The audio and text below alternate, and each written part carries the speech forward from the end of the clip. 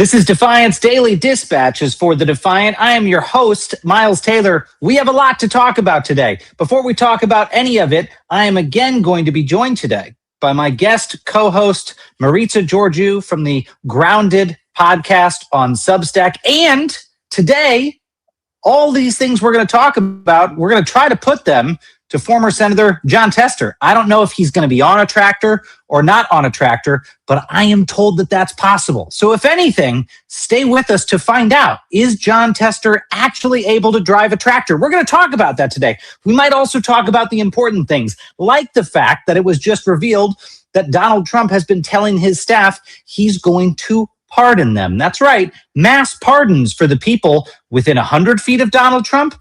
Or, as some of the reporting indicates, he said anyone who's come within 10 feet of him is subject to the pardon. So I guess people are going to be measuring how close was I to Donald Trump to determine if they're going to get a pardon. We're going to talk about that today. We're also going to talk about that story that came up yesterday with Melania Trump. Remember how she came out and did this surprise press conference? Well, that story just got a lot weirder. We're going to talk about that today, as well as the MAGA humiliations of the week, up to and including the people who so ingratiated themselves with Donald Trump that they are our nominees this week for what we call the Sole-mate Award, the people who win a pair of Donald Trump's favorite shoes for being his best supplicants. We're going to tell you who the nominees are, and then we're going to find out later in the program who wins the award this week. But we start today talking about the pardon power, because there's new reporting out of the Wall Street Journal that Donald Trump is telling people behind closed doors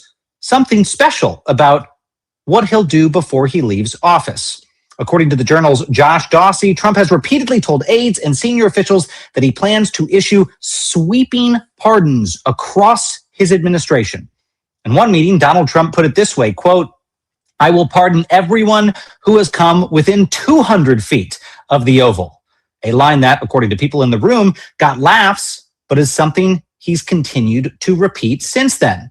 And it's not limited to one setting. The reporting is based on multiple people who have heard these conversations, some of whom say Trump brings up pardons regularly, especially when discussions turn to potential investigations or legal exposure tied to decisions being made right now.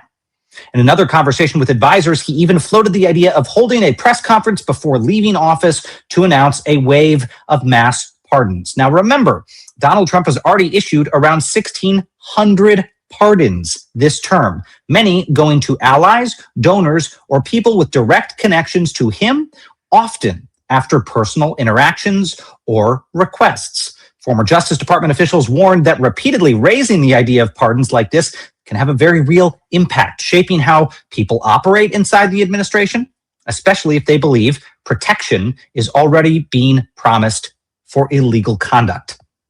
One former pardon attorney put it this way: it signals an intent to, quote, bail out those who carry out his agenda faithfully. But isn't that just the point? I want to bring into the conversation my co-host, Maritsa. Maritsa, I got to say, when this story broke, it felt all too familiar.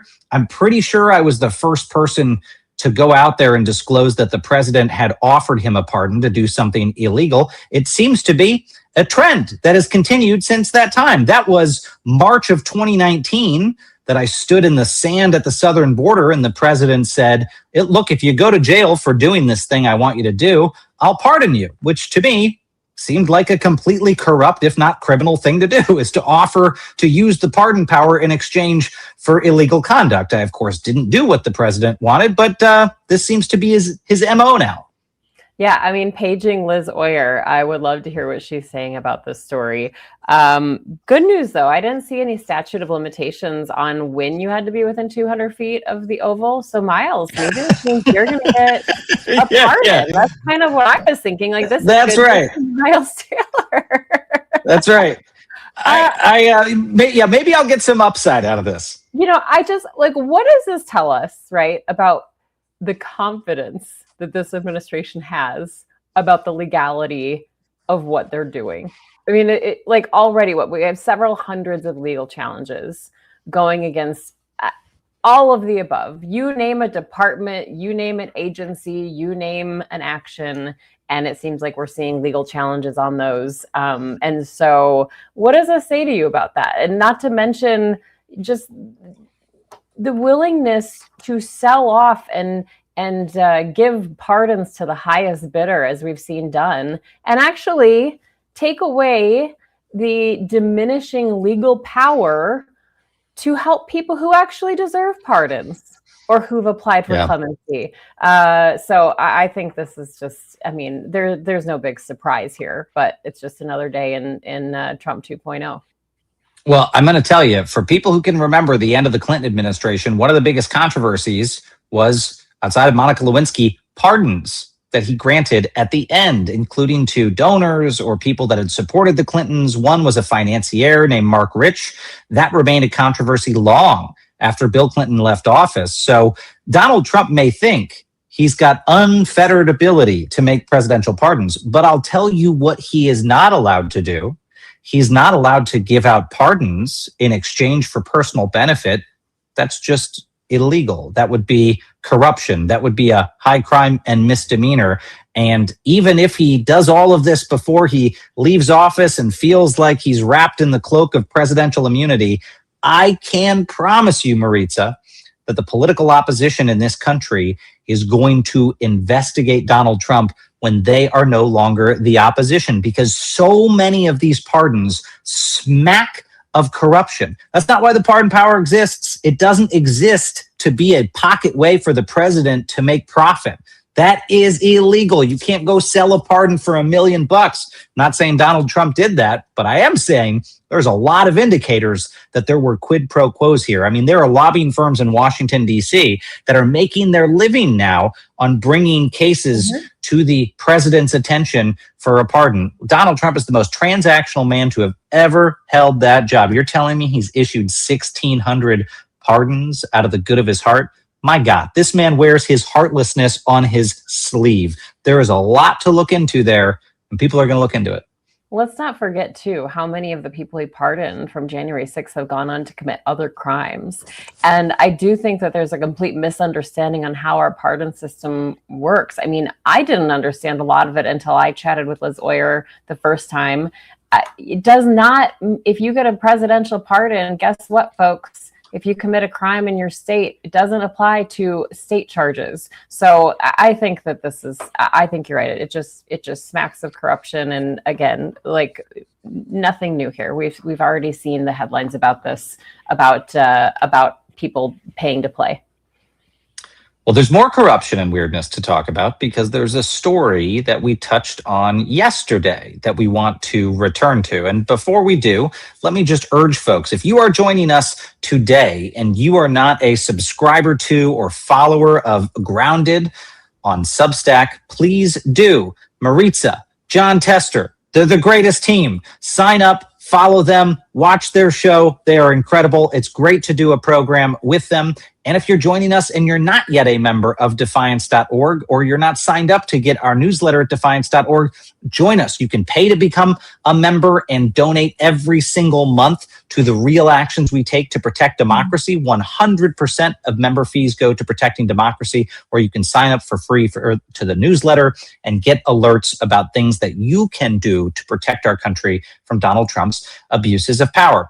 But that other story, like I mentioned, that we talked about yesterday, well, the fallout from that story is growing. Melania Trump's surprise Epstein press conference, not so much a press conference because she didn't take questions, but her Epstein statement in front of a podium is continuing to get weirder, because we're now learning that even inside the White House, this caught people off guard. And take a look at this clip from this morning's Fox and Friends. So, Peter, we don't know why. It looks like the White House was blindsided by this, right? I don't think blindsided, but it seems like there was not a big plan for the message to change from a wartime message and peace talks in Pakistan to this. And yesterday, all morning, we were getting calls from the afternoon shows that that this statement was going to air during. What's the topic? What's it going to be about? And I was asking in the West Wing, and they said, we don't know. We're not sure. And so it was obviously well planned by the people in the East Wing, but it was a surprise to all of us. Uh-oh, a surprise. So that gives you a sense of just how unexpected this was, not only for reporters, but for the administration itself. Now, since Melania's press statement, there's been immediate pushback, especially from the people who she directly invoked, because you'll remember she ended her remarks by calling on Epstein's survivors to testify before Congress. That surprised people. Why is Melania Trump coming to the podium and saying she barely knows Epstein, barely knew Ghislaine Maxwell, but by the way, the survivors should have their day on the record in front of Congress? Very unusual. What prompted this? No one knew.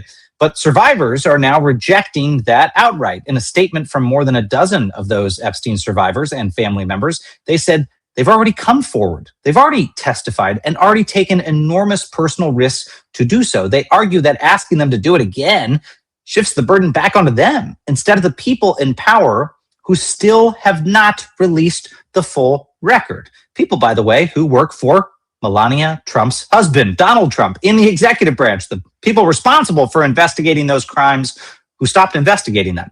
So instead of support, what Melania got was direct pushback from the people she said she was allegedly trying to stand with. And now there's new reporting that may help explain why this moment may not be as random as it first appeared.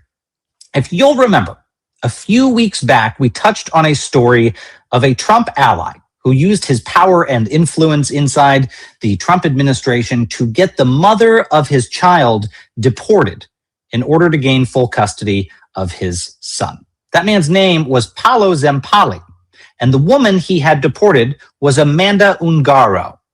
I want to pass the story off to my co-host Maritsa to walk us through why Amanda's story is coming into focus after Melania's press conference about Epstein. Yeah, Maritsa, tell us. Amanda Ungaro's name has already entered the chat. I see Miles in our live Substack because a lot of people are tracking this. So as this name appeared on social media, we were all kind of trying to figure out, what does this mean? What is happening here today? Because there were a lot of tweets coming out. I'm sorry, posts on X. I'll still call them tweets. But this comes from Julie K. Brown. So she's the reporter who you all know if you followed Epstein. She's helped break open this case. She spent years tracking it and the people connected to it. So in her latest reporting, she points to Amanda Ungaro. She's a former model who, as a teenager, actually flew to New York on Jeffrey Epstein's private plane. She later became part of that same modeling world that surrounded him. Now, she said she was 17 years old at the time, surrounded by dozens of other young girls on that flight. She described feeling immediate discomfort, sensing something was wrong, even if she didn't really fully understand it at the time. And then she later entered into a long-term relationship with Paolo Zempoli. So he's that longtime Trump ally. He's been closely tied both to Trump and Epstein. So here's where this timeline gets really interesting.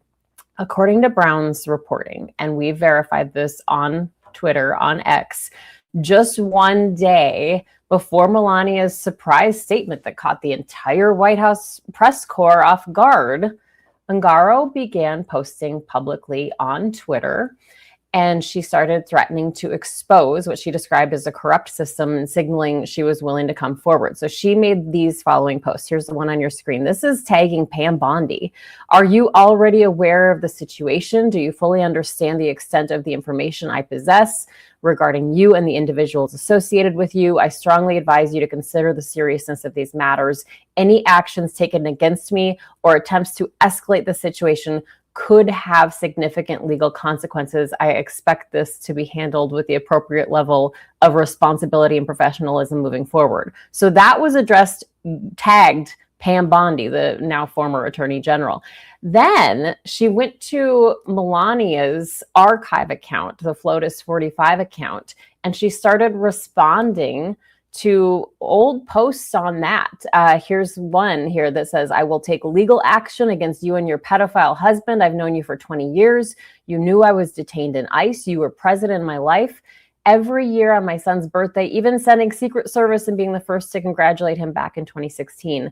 Something was clearly wrong, she says, but I am not part of any evil mission involving children. So what did you do, Melania? You tried to involve me, but you failed because I have character. So then at midnight, just hours before that presser, that surprise presser in the White House, where I will mention that Melania Trump stood in front of the presidential seal, she wrote, "I will tear down your corrupt system. Even if it's the last thing I do in my life, I will go all the way. I am not afraid. Maybe you should be afraid of what I know, of who you are and who your husband is." So these posts, Miles, they are circulating around the internet, on Substack, on social media.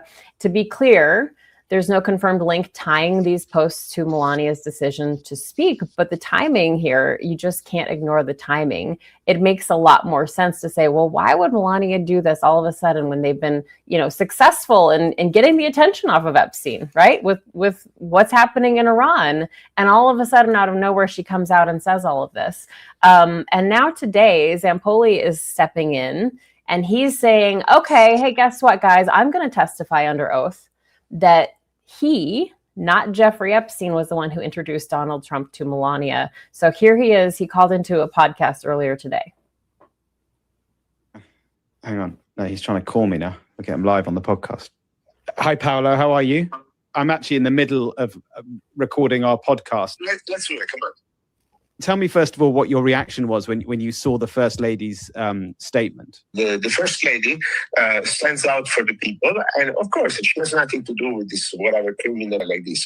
I'm ready to testify in front of Congress if I'm asked and say the truth, because this is totally nonsense. So you're willing to testify in front of Congress to prove that you were the person that introduced Melania to Donald Trump? As an American citizen, I'm here to say the truth without any problem.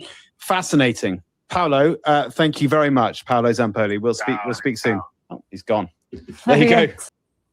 Okay, so you have this survivor, Epstein survivor, connected to the world, making public threats here on Twitter.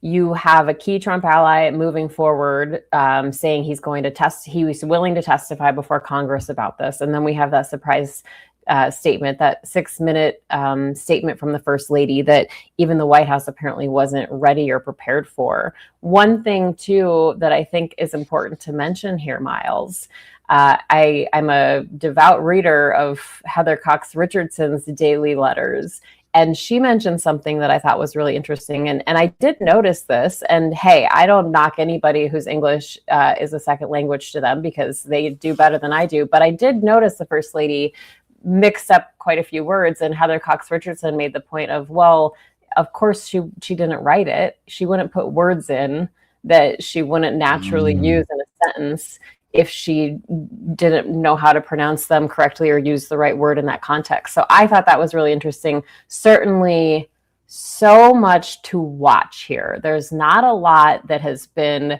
substantiated, but there is a lot of drama. I feel like sand through the hourglass. These are the days of our lives, and we're watching it play out on Twitter, of all places, of course, where all the drama is. I barely have words on this one. Guys, I know a thing or two about communications, and I would just say, if you're not guilty of something, none of this is the way you handle yourself. What Melania said, what Melania did, Donald Trump spontaneously calling an MS Now reporter and saying, I had no idea she was going to do this. Zampoli calling in, to a podcast. This is weird, man. Everything about this is weird. This is not how you behave if you're innocent and there's nothing you've done wrong. In fact, you said it yesterday. You nodded to Shakespeare, the lady doth protest too much, that famous phrase that the more that you're saying, I'm not guilty, I didn't do it, I'm not guilty, I didn't do it, the more guilty you seem. When nobody's talking about it. Like you go out and you say, I'm not guilty, I didn't do it, when nobody was talking about you that day. Well, apparently somebody was talking about you that day, right? It was Amanda Ungaro. Yeah, and I think that it is just all truly so bizarre. And then CNN did report that the president did have some kind of heads up, but who knows? Yeah, well, Donald Trump, we don't usually count on him for the accurate conveyance of information, but I've got to say, I'm sure that news organizations right now are burning down Amanda Ungaro's social media, her cell phone. They're trying to dig deeper into the story. And just judging by the messages she put out there, I don't know the woman. I know very little about her. Doesn't seem like she's going to hold these things at bay. I would suspect, if she's making these threats, that we're going to hear something else about this. Said, in one of them, she said, I have nothing to lose, basically. I mean, they've deported her and she's been away from her son and she's ready to burn it down. I think that it is interesting, though, as we were kind of looking at these today and trying to figure out like what is going on. One of them that we all kind of were chatting about was deleted, but then the others stayed up. So I don't know what is going on, but let's not forget who owns X.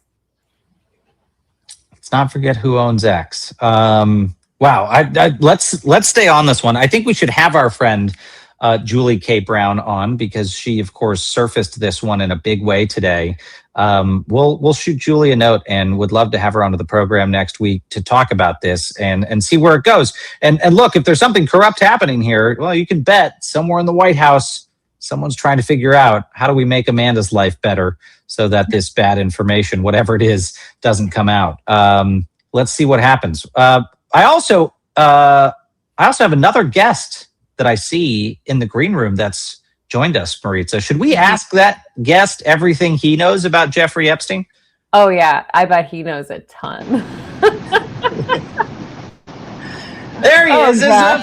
Former Senator John Tester. Where is he headed? Are you driving? I'm headed to boat. Oh, my gosh. He doesn't even have service. So here's the deal, guys. You know, you guys have been talking about this year. Melania. Oh, Senator. I think we barely have you. We can't even hear you, Senator. I know that. So he corrected me. We'll let him get a signal back. Is it back? He corrected me because yesterday he heard us talking about how he's going to be in the tractor. He said, no, that's on Thursday. On Friday, I got to drive to Bozeman. So he's driving to Bozeman. Can you hear us, Senator? Do you have service? Oh, boy. I mean, I don't think he does, but he looks cool. Look, he's got shades on. He's just rolling down the street to Bozeman. He's just like living the rural life.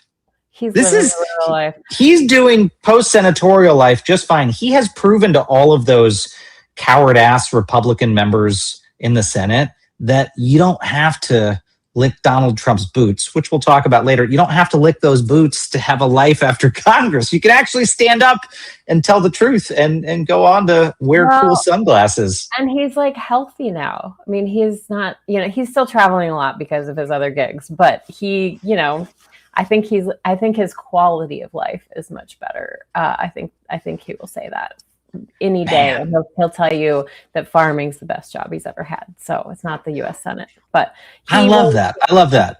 Yeah, we'll see if we can get him back. If we can get him back, it's just listen, we have much to some people's chagrin, and to really go against any stereotypes about Montana. We do have Wi-Fi in Montana, but we believe you. We don't have great cell phone service across the entire state.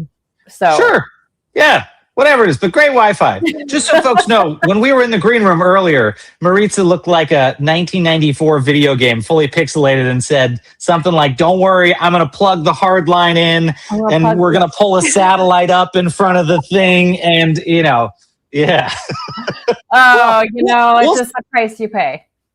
We'll see if we can get a recurring segment of like maybe Fridays on the farm. Maybe we can have you guys join us for Fridays on the farm. Up in Montana. I think it'd be great. Like that's what we do. And we're in April, A months. John is either on a tractor or a combine. So the A months, you're very likely to find him in some kind of farm equipment while we're doing our show, which means that he's holding his phone like this or like up to his ears so you can see his ear hair and his nose hair. Great. And I love that. This is as all of our parents and grandparents know, this is the only angle from which you can communicate. You have to talk to people like this on mobile devices. That's right.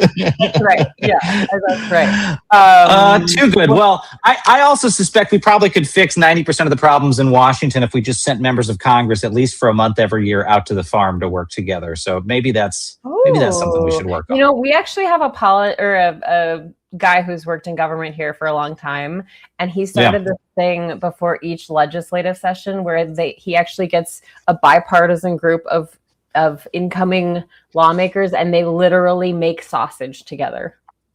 They literally stuff sausage, and you can see how the sausage is made. and they work together on it. So, I mean, you know, anything where we get bipartisan cooperation and ending this insanity is good for me. Well, I will say, and you've seen this as well, Maritsa, that the one thing I felt like made Capitol Hill bearable was congressional delegations. Now, it may sound like one of the icky things about Capitol Hill, right? All the money that gets spent for members of Congress to fly different places around the world and do these what are called CODELs, congressional delegations.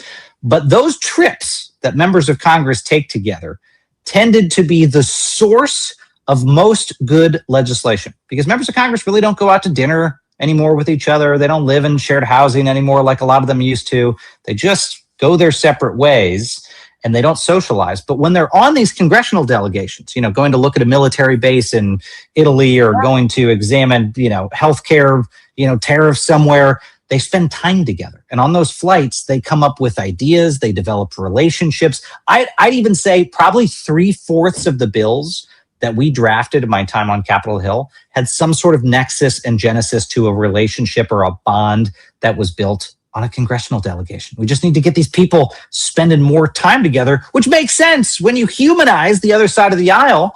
100%. Well, it gets kind of hard to demonize them.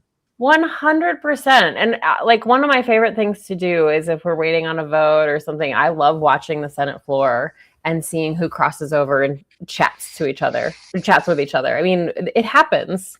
There are friendships. It's just that it's gotten so extreme. And then somebody told me, you know, when they were a kid and their father was a representative, everyone lived in DC. I mean, this like going back home to your district was not commonplace every single week. And now it's just like these two separate lives. So there's a lot we could do to restore bipartisanship. We could also get rid of social media, certain accounts.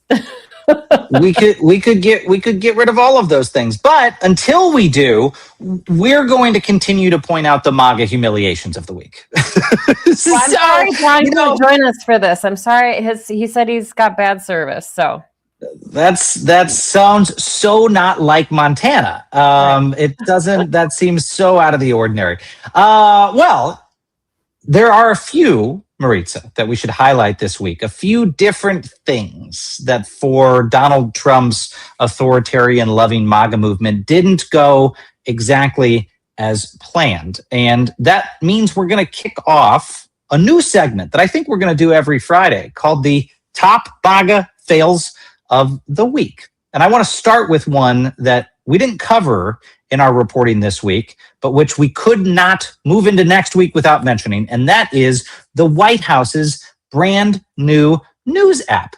Because just 2 weeks ago, the White House rolled out a way for supporters to get direct access to Donald Trump and his messaging, something he promoted heavily as a front row seat to his presidency. But almost immediately, cybersecurity experts started to raise alarm bells because reviews of the app's code found that it was quietly sharing user data, including IP addresses and device information and other data from people's phones with third-party services, all without disclosing that to users. In fact, researchers who looked at it said they were shocked by how exposed the system was, especially at a time when the U.S. is already facing heightened cyber threats. And the most basic issue? Well, apparently the app's own privacy disclosures suggested it wasn't collecting data at all, even though it clearly was. All sorts of data. In fact, some researchers put maps out there showing the location data that was being collected and additional exploits that could be used to target your device if you downloaded the White House app. In fact, It was a cybersecurity Trojan horse nightmare. So instead of controlled messaging that the White House wanted to share, that rollout turned into a warning about cybersecurity risks tied directly to the White House itself. That was an ugly MAGA fail. Next, we go to outer space. Because in a moment that quickly went viral, the crew of NASA's Artemis II mission got a call from Donald Trump following their lunar flyby. What followed was not exactly a warm reception.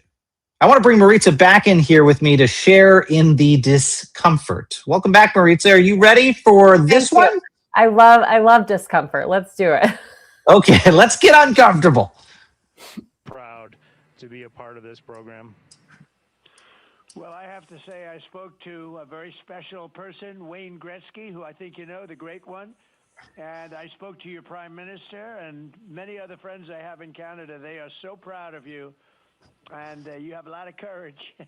I'm not sure if they'd want to do that. I'm not even sure if the great one would want to do that, to be honest with you. But you have a lot of courage doing what you're doing, a lot of bravery and a lot of genius. But they're very, very proud of you.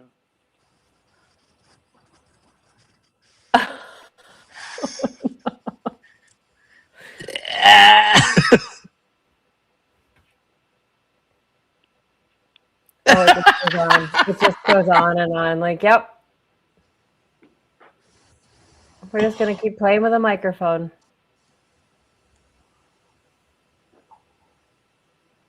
Oh, this is very uncomfortable. Yes.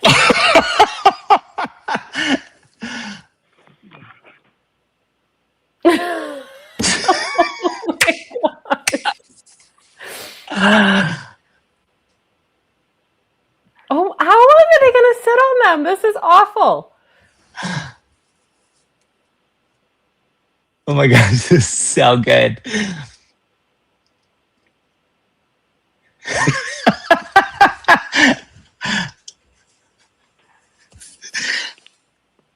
Oh, this is so painful. Administrator Alex, I'm going to just get a quick comm check, make sure you guys are still on the line and we didn't have a handover. I am. Yes, I am. That's too good. That's too good. Maritsa, I don't want to think that it takes a long time to communicate in space. I just want to think that they didn't want to talk to the president.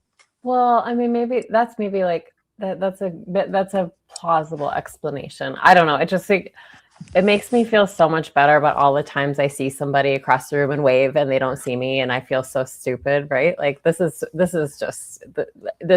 awful. I love that Donald Trump sat there the entire time. And then at the end you hear him say, "Yeah, I'm still here." He just sat there the entire time as they're pushing the microphone. I think that's going to get memeified real soon, folks, if it hasn't already. That probably becomes a super meme. Right. She just like pushes the microphone away. They watch it spin. They're laughing. I mean, nobody there was eager to respond to that.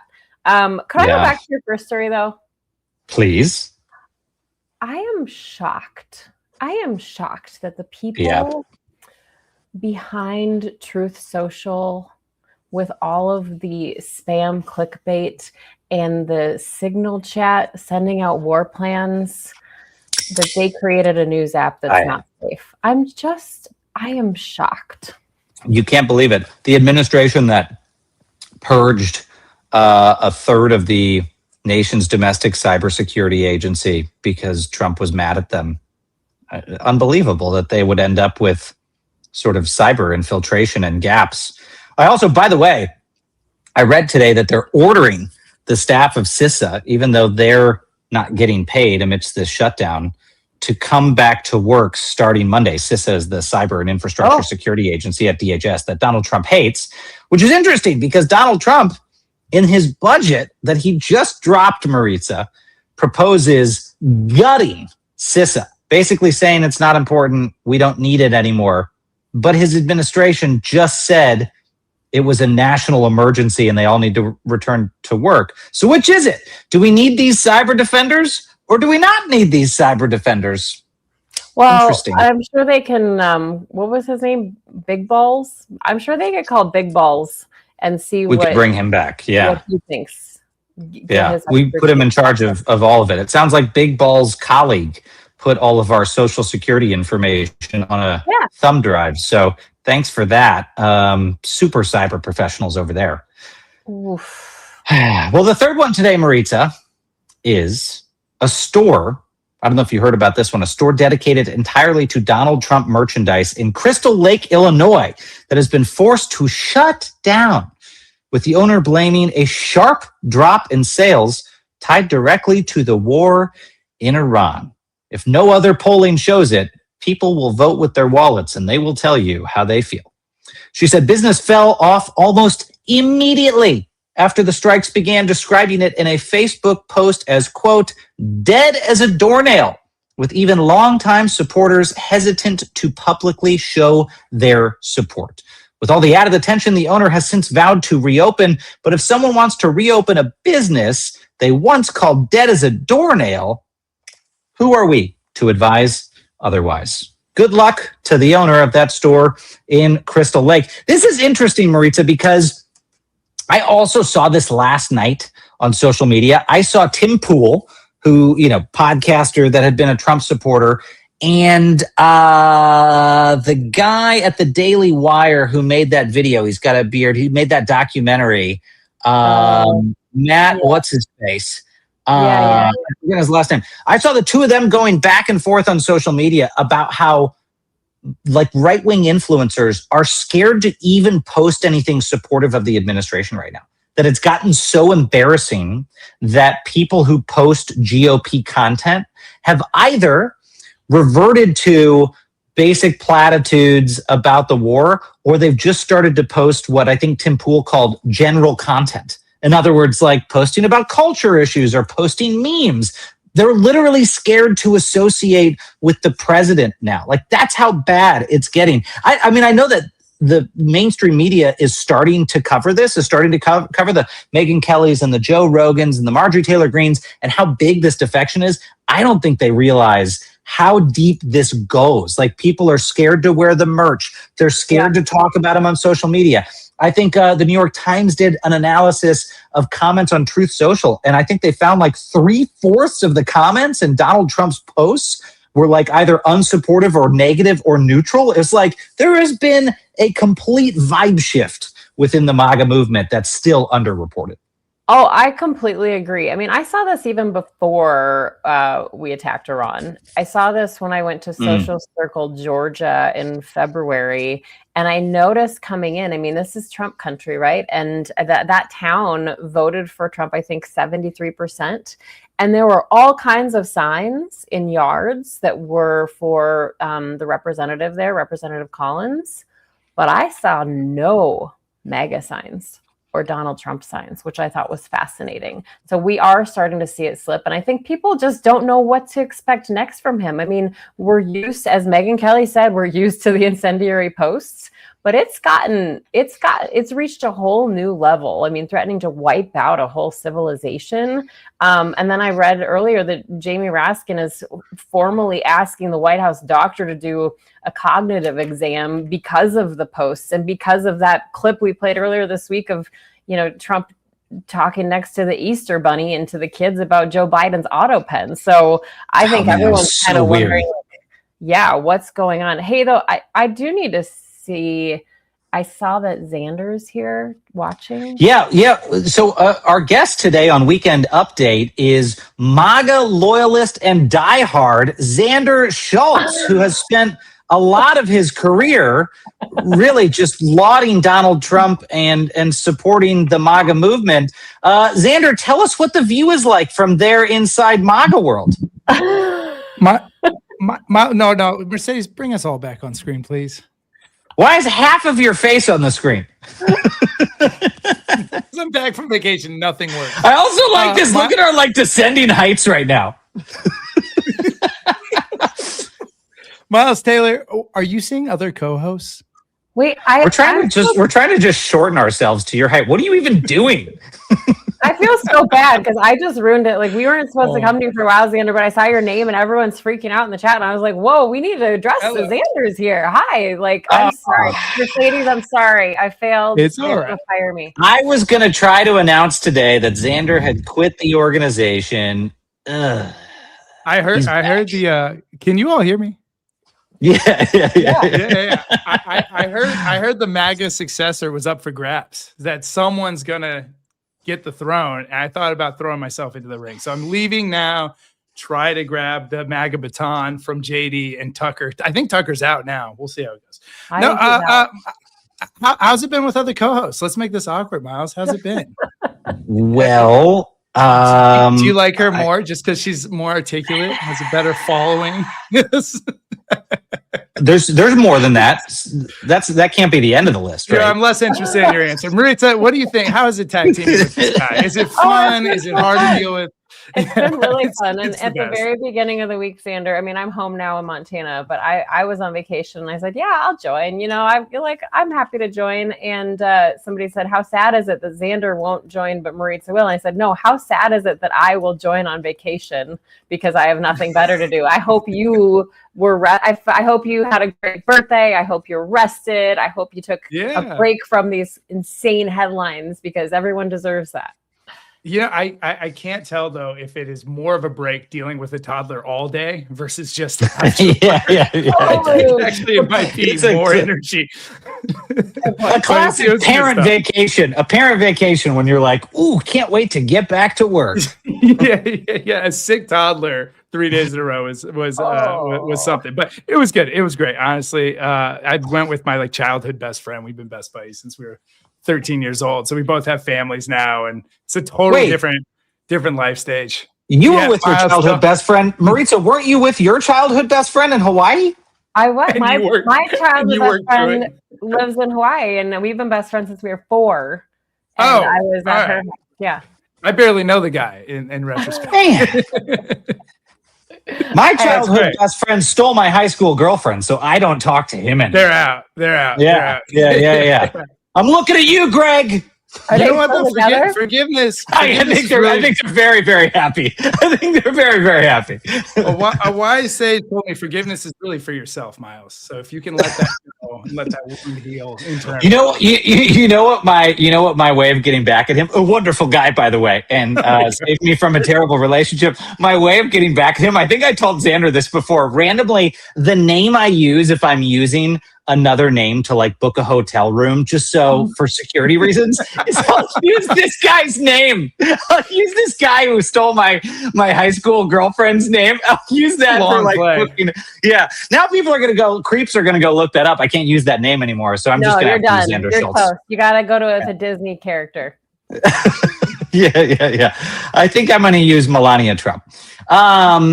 Okay, well, we have Xander here for a great part of the program. This is perfect. There are 3 of us, and there are 3 nominees this week for the Donald J. Trump Sole-mate Award. If you've never seen us issue this award, folks, the genesis of this award was the news reporting last month that Donald Trump has a favorite pair of shoes, a company called Florsheim out of Chicago that produces these $145 pair of black Oxfords. And Donald Trump apparently gives them to his staff and to his advisors and to loyalists with the expectation that they will wear his shoes around him, even if he has awarded them a size that doesn't fit, just like Marco Rubio, who was spotted in January marching around Capitol Hill in black Oxfords that apparently seemed to be too big for his feet. We thought this was remarkable. We thought this was symbolic, and we felt like nothing shows how willing people are to sacrifice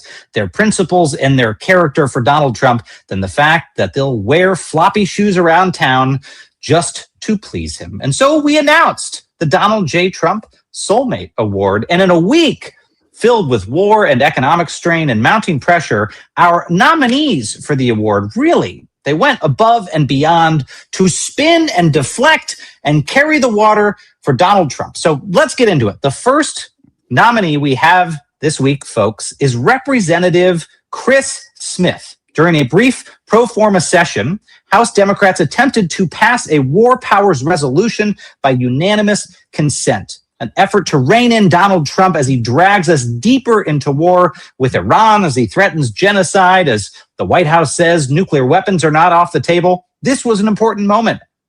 But as acting Speaker pro tempore in the House, Representative Chris Smith gavelled the session closed, refusing to recognize Representative Glenn Ivey, who was seeking to come to the floor to introduce and advance this resolution. And he wielded that gavel like a new toy. Take a look.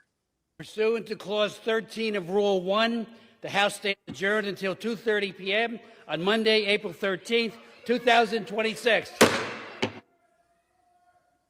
Great gavel, though. Incredible form on the gavel. Yeah, there's democracy right there. You want to rein the president in on Iran? You can't handle the truth. Out of there. Yeah, that's what they say. Yeah, there you go. You want democracy, but in very short windows of time. If you miss that's a guy really looking to try to make Donald Trump happy. Look how hard I slammed that thing down, sir. I love you, sir, like Todd Blanche says. Yeah, I think he definitely practiced that.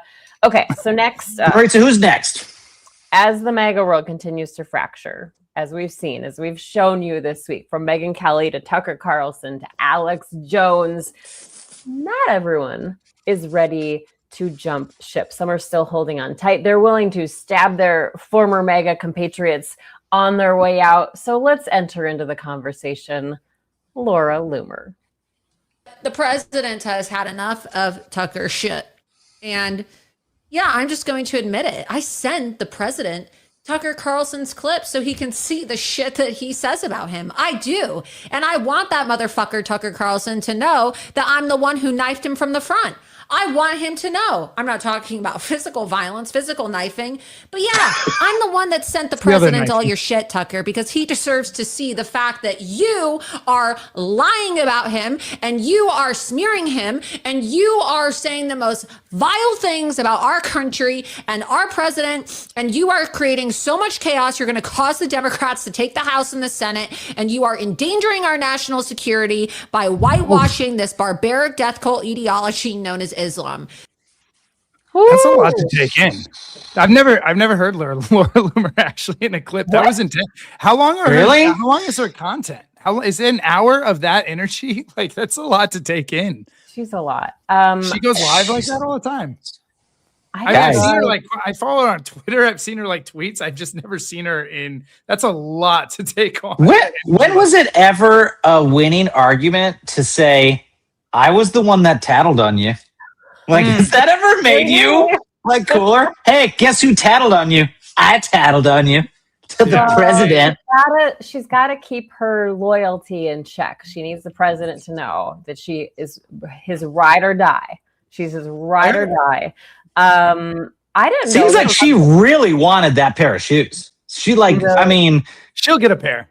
Laura will get a pair. Oh, she probably already has some. Maybe she does today. We're gonna find out who the winner was. She clearly wants to win the award this week. By the way, folks, we send them these shoes. If this is your first time tuning in, Scott Jennings, who was our first award winner 2 weeks ago, received a pair in the mail at CNN headquarters. We haven't heard from Scott yet. We haven't received a thank you for that pair of shoes. Senator Lindsey Graham also received a pair of shoes. These are going to take longer to get to him because they'll be going through Senate screening. We fully expect to receive a thank you from Lindsey Graham because he so badly wanted these shoes. But we've got one more nominee before we announce who gets the shoes this week. Xander, who's the third nominee? Well, and finally, we have Kevin Hassett, who went on Fox Business to try and spin a 3.3% inflation report as good news. It went so poorly that even the host, Stuart Varney, had to acknowledge the distortion of reality. Take a look. 2.5% productivity growth, and then say, well, maybe we get 1.5 out of capital spending and maybe half or 1 out of labor, then the supply side of the economy is crying out for, numbers north of 3.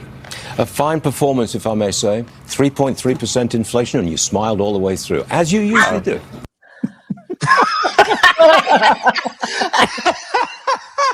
Oh man, what a burn! What a burn! And you smiled all the way through. It's crazy. They're and acting like more cutting with the accent, right? Like that. Like, yeah. Oh yeah, I've got you. I've got you. British have the best passive aggressive burns for sure. Did you guys see? Did you see Pete Buttigieg on CNBC with Joe Kernan? Did you guys see that yet? Oh man, this one's so great. So Joe Kernan, he's the CNBC host who's always just Joe's going to get a pair of shoes. Trust me, he will win one of these weeks. He's the CNBC host who's always just like snarky, saying stuff about how great Donald Trump is. And Pete Buttigieg was on there, and they were talking about inflation. Man, it was so sad because Joe Kernan was like, the president's, he's doing great, and Buttigieg is like, but I mean, didn't he promise to lower inflation?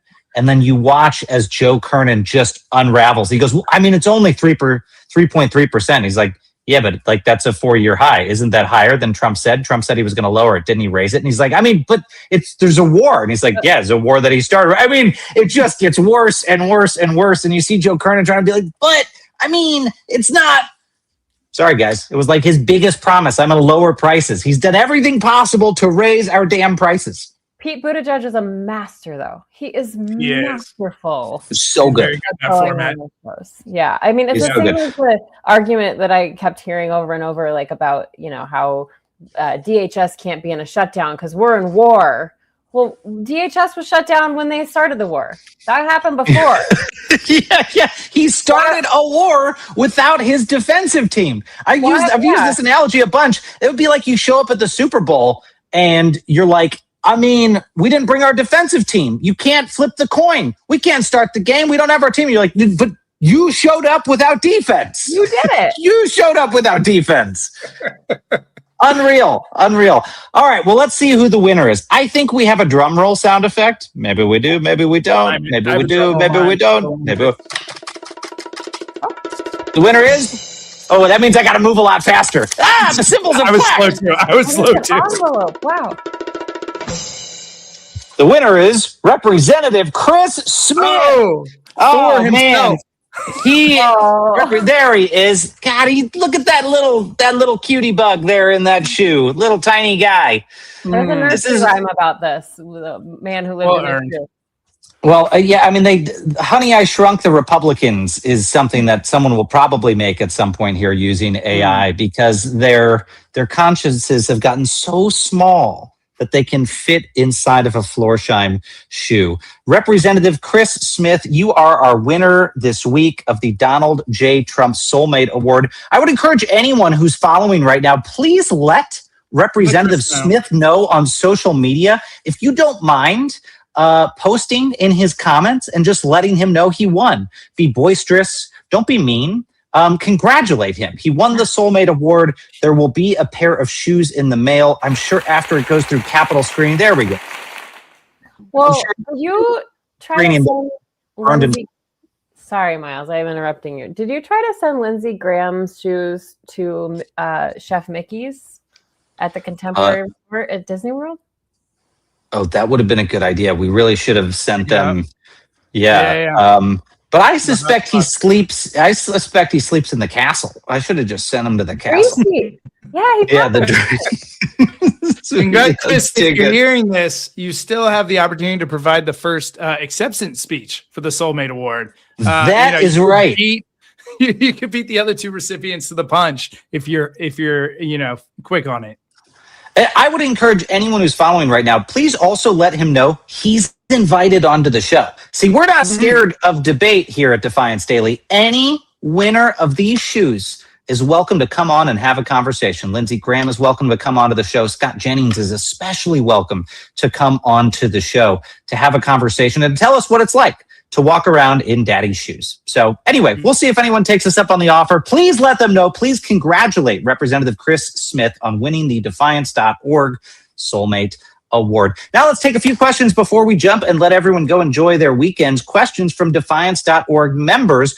Joan St. C asks, I would like to know their thoughts on the DCC telling candidates not to primary their candidates and how to stop them from taking the will of the people. This is an interesting one. We're in that season, folks. We're in that season of primary fights within the Democratic and Republican parties between sort of the establishment and new candidates surging. Maritsa, any thoughts on that? Any thoughts on the DCCC, arguing with folks and trying to get them to support their people? Well, I just think we need to get back to reality here. We need to get back to like what's at stake, and we can't get into party nonsense is what I think. We've seen so much infighting during primary seasons of many years past. And so we gotta stop it. We gotta be positive and just knock any of that primary fighting off, because at the end of the day, there's a general election to focus on, and you can't burn down the candidate who might go on to be running in that general election. That's what I would say. Xander, what about you? You've got buddies that are running for office right now on the Democratic ticket. I say the opposite. Let there be blood. I think the Democrats, decided to forego a primary when we got our presidential nominee in 2024, and it was one of the least popular decisions ever. People want. I've been in a voter on the Democratic primary for a while. It's been since 2012 that I feel, or 2008 that I feel like I actually chose a candidate in a competitive race at the national level anyways, right? Obama runs for re-election. It feels like Bernie gets screwed twice trying to face, the party infrastructure with Hillary and Biden. And then you get Biden, even though everyone's saying he's declining, refusing to step out. And then you have, Kamala taking his place without a primary. I think it's bullshit. We should let the people choose. There's so many of these corrupt Democrats in office. No one trusts the Democratic Party at all. I want to turn over as many of these guys as possible. And I think, it's no problem to expose those that are not willing to stand with us. We want fighters in this moment. And so, to the extent that we can allow for a public debate and have I think Americans are feeling differently than they used to. I think, going back previously to the 2020 election, we were kind of reaching for safety in people we knew. And now we know that we need people that are responding to some of the problems that Trump, correctly pointed towards, even though he didn't have fucking solutions for them. So yeah, I think we should have competitive primaries up and down. I think we should have a real honest debate in the public to figure out who's who and select the best candidates. And even if that means they get bloodied along the way, oftentimes that makes you better, makes you figure out where you're weaker. You pick up some of your opponent's policies along the way because you learn, that yours aren't as popular as you thought they were. And then you move into the general. Well, let me be clear. I think competitive primaries are great. Everybody who wants to run for office should be able to run for office. That's the point of our democracy. But what I meant, and I'm sorry, I'm a little tired, folks, because I did a bad flight. But I do think that the purpose of those primaries is to find the best candidate, and you don't have to knife your competitors. I know you want blood, Xander. That's true. That's true. You don't have to knife them. You can move through a certain spirit. That's for sure. That's for sure true. But I think no one, and we can look at the approval rates. No one wants the Democratic Party and its leadership choosing who emerges from those things. Totally. We have no trust for those institutions at this point, and rightfully so. I love the Xander "there will be blood" comment on a Friday. We got spicy coming back from vacation in my dad's we got another one here from Igor. Igor, I saw this question yesterday, and I'm sorry we didn't get to it. Igor asks, the upcoming California governor jungle primary that might result in 2 Dumppublicans on the ballot and 0 Democrats. Can you guys maybe bring on the California Attorney General Bonta in the next week to discuss? Let me tell folks what's going on here. Here's the short background, and Maritsa and Xander, I welcome your comments on this. Things could get a little weird. What is it? April 10th right now. Okay, so California uses this jungle primary system. If you've ever heard of that, it's where all the candidates from all the parties are on the ballot at once. And then regardless of party, the 2 highest vote getters are the ones that appear on the ballot in November, right? So there's no guarantee that a Democrat or a Republican is going to be on the ballot. It's just they're all on the same primary ballot and the 2 highest vote getters. Here's why it could get weird for Democrats. The numbers could get weird for Democrats because there's 8 of them running for governor right now in California, and there's only 2 Republicans that have filed for that primary ballot. Now, that doesn't happen until June 2nd, but here's the issue. In a few days here, I'm pretty sure people can start sending in their mail-in ballots. And so there's this frustration in the Democratic field of who's going to drop out because if people don't drop out, you could potentially see the vote split so many ways that it's the two Republicans that get the most votes and are on the ballot, in November. Now, there seems to be conversations, Igor, and I'm sure you've seen this too. There seems to be conversations in Democratic circles that, will result in folks dropping out. Of course, no one wants to signal I'm the one that's going to drop out, because then you lose your opportunity at the last minute to surge through the polls. But then this got even more complicated today. Before we came onto the program, there were some allegations leveled against Representative Eric Swalwell that are currently expected to shake up that race. So things are getting weird in California. I don't know if we can have the AG on. I mean, we can reach out to Bob's office and see if we can bring the AG in. But jungle primaries are, they're kind of wild. But this is what I will say about jungle primaries, you guys. Jungle primaries help, in some cases, statistically, to reduce partisanship, because it makes it easier for the least extreme candidates, the unifying candidates, to get support. At least in theory, that's what jungle primaries are supposed to do. They're also the most fun-sounding primary. They definitely defeat ranked choice voting as a primary. It does sound more fun. Who doesn't want to take a blast? You might get 2 Republicans on your general election ticket, but it's right. Fun. I don't know enough about jungle primaries. Maritsa, it goes back to something you said. If I appreciate an experiment where you're trying to incentivize candidates to be kinder and more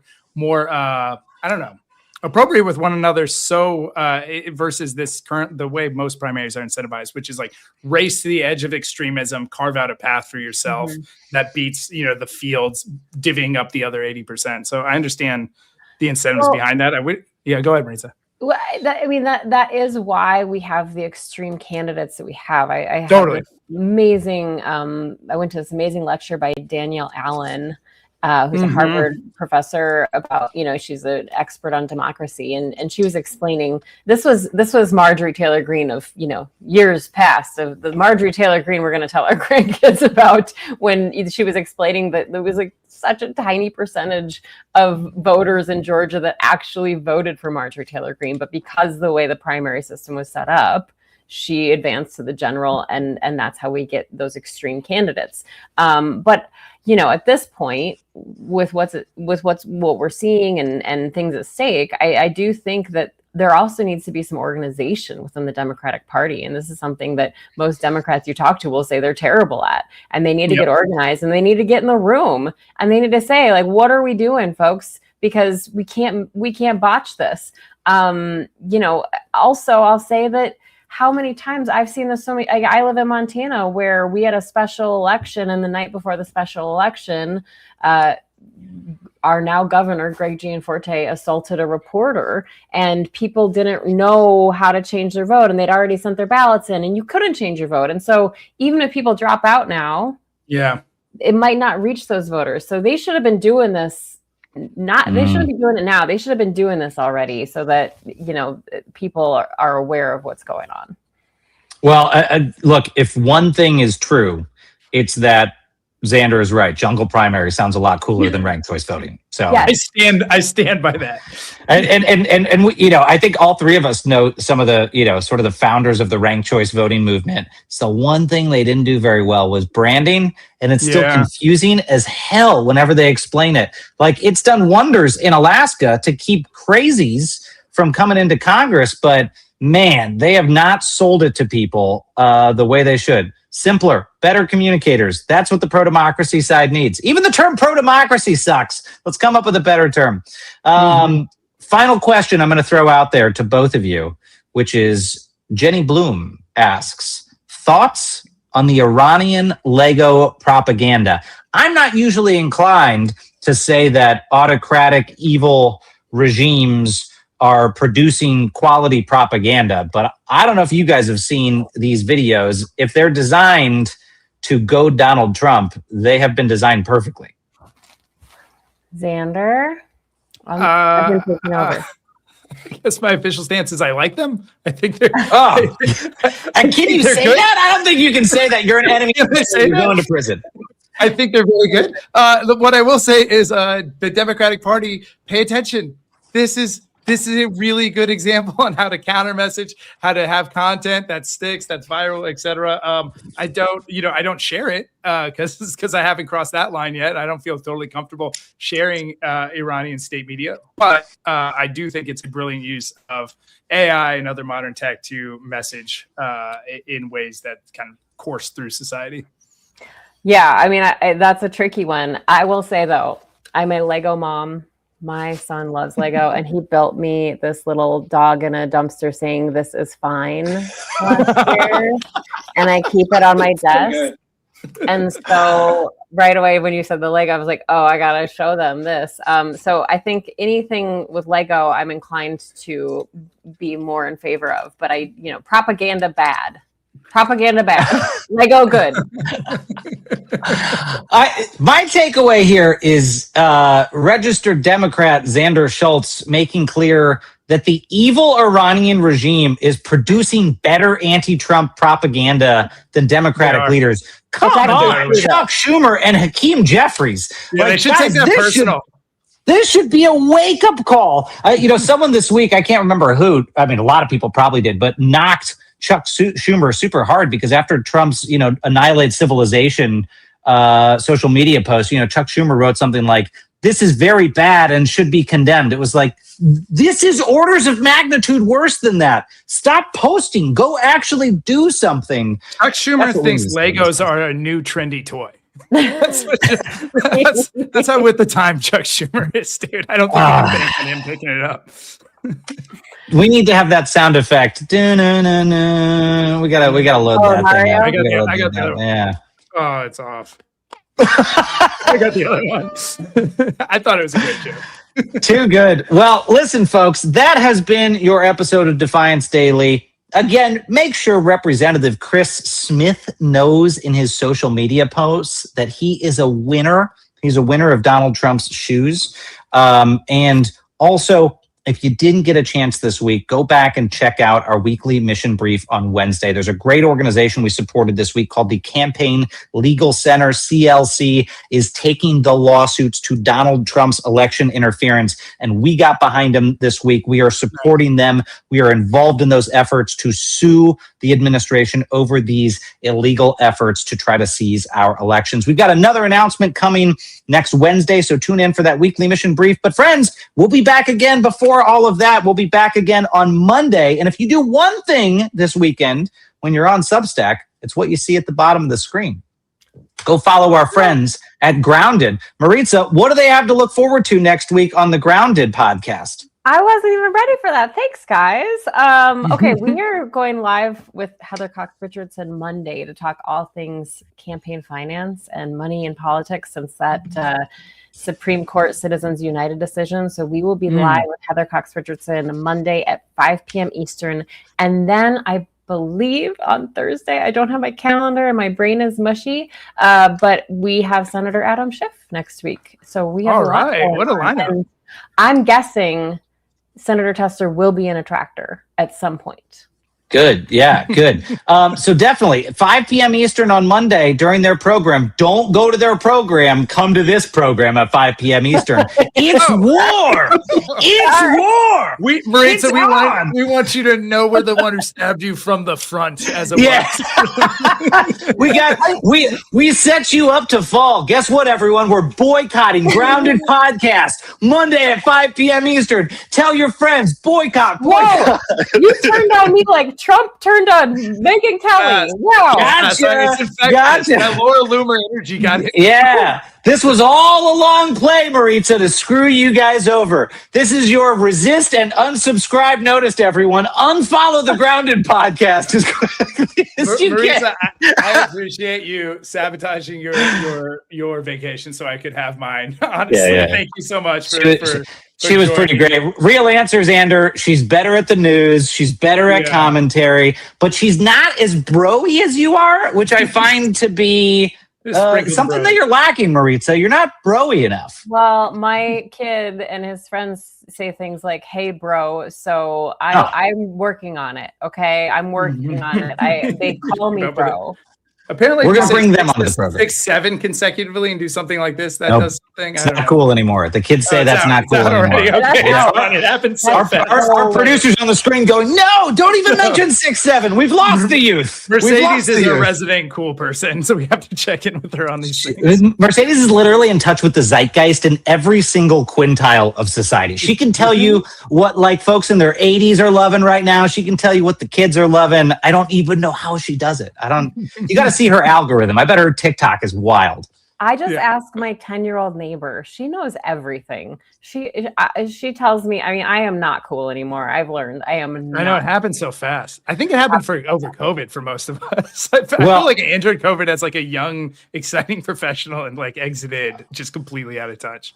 I'll tell you, here was the big takeaway of the week, folks, before we let you go and enjoy your weekend. The thing that's uncool officially this week, even in the Republican Party, Donald Trump. Got very uncool, got very cringe. They don't even want to talk about him. As you heard earlier, they don't want to wear his swag anymore. That is good news. Speaking of swag, buy one of these instead of a MAGA cap. Go to defiance.org/swag. You can also wear one of these fun hats. Thank you, everyone. Thank you, Maritsa, for being on with this week. I suspect that followers of defiance.org will see more of you. We'd be very excited to have you back onto the program. Xander is back with us, back in the chair next week as well. And as we always say, friends, stay loud, stay brave, and stay together. We'll see you on Monday.